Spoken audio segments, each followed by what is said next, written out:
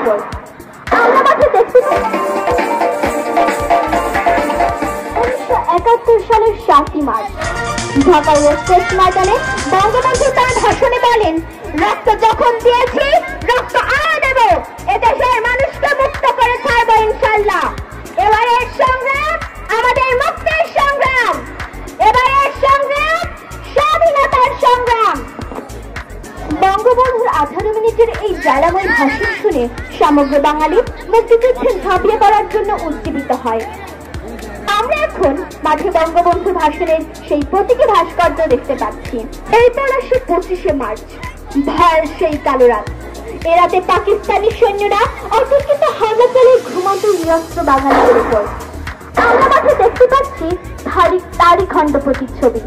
ঢাকা বিশ্ববিদ্যালয়, পিলখানা এবং রাজারবাগে তারা ছাত্র শিক্ষক, বাঙালি পুলিশ ও সকল সদস্যদের হত্যা করতে থাকে।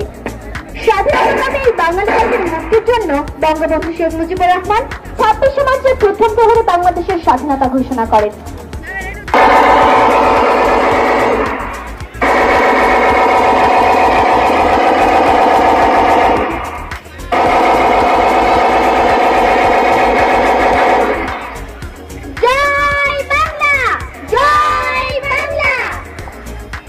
দীর্ঘ 9 মাস যুদ্ধ করে স্বাধীনতা অর্জন করে বাংলাদেশ।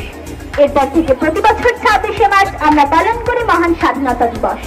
এই স্বাধীনতা অর্জন করতে বাঙালি জাতিকে করতে হয়েছে দীর্ঘ সংগ্রাম, দিতে হয়েছে সাগর সমরক্ত। তাই এই দিনটি আমাদের সবার জীবনে বয়ে আনে আনন্দ বেদনা মিশ্রিত গৌরবের এক অম্লমধুর অনুভূতি। গৌরবোজ্জ্বল এই দিনটি প্রতি বছর নিয়ে আসে আমাদের নবোদ্যমের সামনে যাওয়ার অনুপ্রেরণা ও দিক নির্দেশনা, স্মরণ করে দেয় আমাদের দায়িত্ববোধ।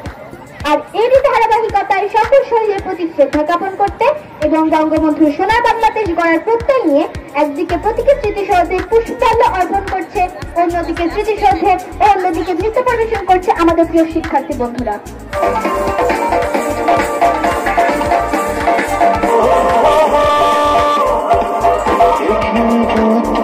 শুনেছি শুধু মাটির